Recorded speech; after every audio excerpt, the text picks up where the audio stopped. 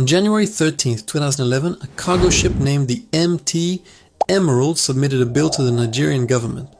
The captain claimed he had just docked in Lagos. He claimed he had offloaded 15,000 metric tons of premium motor spirit petrol. He presented a bill of lading. He presented a Navy clearance certificate. He presented a signature from a harbor master.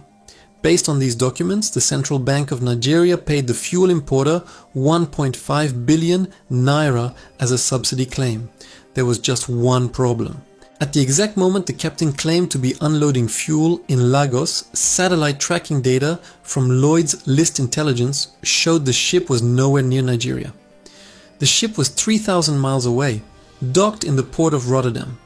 The ship in Lagos did not exist. The fuel did not exist. But the payment was real. This was not an error. It was a system. In 2011 alone, Nigeria paid for 59 million liters of fuel per day, but the country only consumed 35 million liters. The difference, 24 million liters a day, was paid to ghost ships. You are watching Historic Capital. This is the story of the subsidy heist. To understand the crime, you must understand the mechanism. Nigeria is the largest oil producer in Africa. Yet, it imports almost all its refined petrol. Why? Because the 4 state-owned refineries in Port Harcourt, Warri and Kaduna have been deliberately sabotaged for decades. If the refineries worked, there would be no need to import. If there is no need to import, there is no subsidy fraud. Therefore, the refineries must not work. Here is the loop.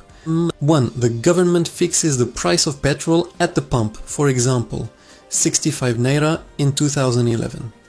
2. The cost to import petrol is higher, for example, 540 naira. 3. The government promises to pay the importer the difference. This difference is called the subsidy. It was designed to help the poor. But the elites realized it was a blank check. If you bring in 1 ship of fuel, you get paid. If you claim to bring in 1 ship, you get paid. If you bring in 1 ship but claim it is 3 ships, you get paid 3 times. The agency responsible for verifying these claims was the PPPRA, Petroleum Products Pricing Regulatory Agency. Between 2006 and 2011, the number of licensed fuel importers jumped from 5 to 128. Construction companies started importing fuel. Furniture companies started importing fuel. Companies registered 3 days ago started importing fuel. They were not energy experts. They were experts in paperwork. The most sophisticated method of theft was called round tripping. Here is how it worked. A vessel, let's call it Ship A, loads refined petrol from a mothership offshore in Cotonou or Lomé. It sails to Lagos. It obtains a shore tank certificate verifying it offloaded 10,000 tons. The government pays the subsidy. Now Ship A is supposed to go back to Europe to get more fuel. It doesn't. It sails back out to the ocean, turns off its transponder and waits for a few days. It changes its paperwork. It creates a new name. It returns to Lagos. It presents the same fuel it just offloaded or never offloaded as a new cargo. It gets certified again. The government pays the subsidy again. 1 cargo of fuel could be paid for 3 or 4 times. In 2011, the Nigerian government budgeted 245 billion naira for subsidy payments. By the end of the year, they had paid out 2.6 trillion naira. That is 10 times the budget. The central bank governor at the time, Sanusi Lamido Sanusi, raised the alarm. He asked a simple mathematical question. How did Nigeria's population stay the same? The number of cars stay the same, but our fuel consumption suddenly doubled in 12 months. The answer was simple. We were not consuming the fuel. We were consuming the fraud. In 2012, the anger on the streets boiled over. The Occupy Nigeria protests shut down the country. The House of Representatives was forced to act. They set up an ad hoc committee to investigate the subsidy regime. The chairman of the committee was a man named Farouk Lawan. He was known as Mr. Integrity. He was small in stature, but he promised to bring down the giants. He invited the biggest oil marketers in the country to testify. Femi Otedola, Zenon Oil, Aliko Dangote, the directors of the NNPC. The hearings were televised. Nigerians watched in shock as Lawan exposed the rot. He discovered that 15 importers had collected billions without importing a single drop. The committee wrote a report. It indicted several companies. It demanded the refund of 1.7 trillion naira. It looked like justice, but the cartel does not fight with lawyers. They fight with cash. On the eve of the report's release, Femi Otedola claimed that Farouk Lawan approached him. He claimed Lawan demanded a $3 million bribe to remove Zenon Oil from the indictment list. A sting operation was set up. Video footage was released. It showed Mr. Integrity, Farouk Lawan, accepting a stack of dollars, $620,000 in cash. He was seen stuffing the money into his pockets and into his cap. The narrative shifted instantly. The story was no longer about the 1.7 trillion naira theft. It was about the $620,000 bribe. The report was discredited. The prosecution stalled. The ghost ships sailed away.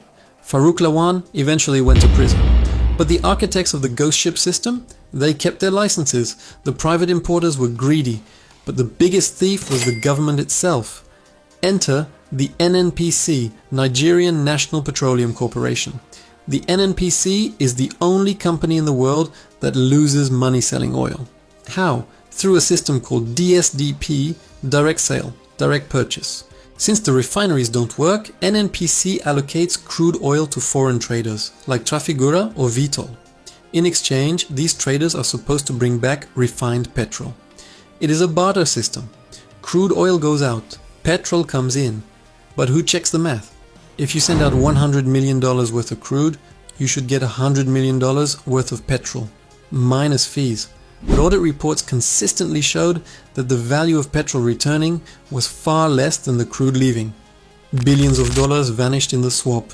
This system allowed the NNPC to declare that it was under-recovering. They deducted their cost directly from the oil revenue before it even reached the Federation account. This is why, in some years, the NNPC remitted 0 naira to the central bank despite oil prices being high. They claimed they spent it all on subsidy. They spent it on ghost ships. Why does this matter today? In 2023, the new government announced subsidy is gone. The price of fuel jumped from 190 naira to 600 naira, then to 1000 naira and above.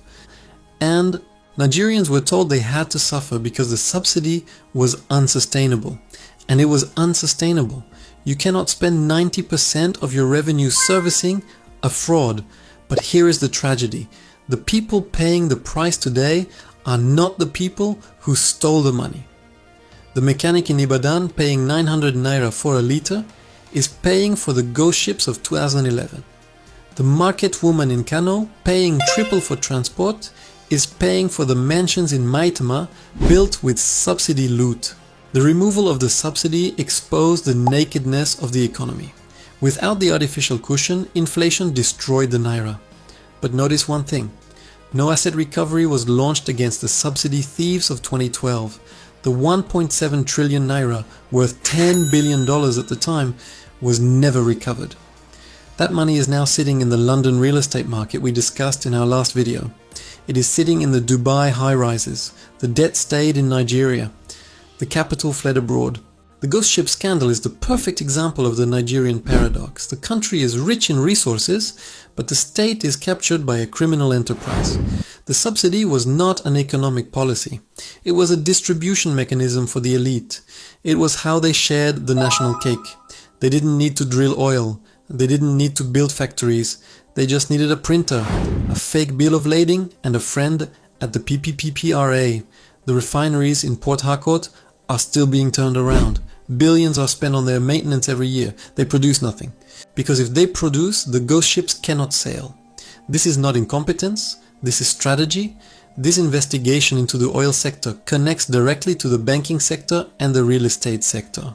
It is one giant ecosystem. If you want to understand how the central bank governor, Godwin Emefiele, used the exchange rate to finish the job that the subsidy thieves started, you need to subscribe. We are preparing the Emefiele files. Leave a comment below. Do you remember the Occupy Nigeria protests? Were you there? Tell us your story. You are watching Historic Capital. Follow the money.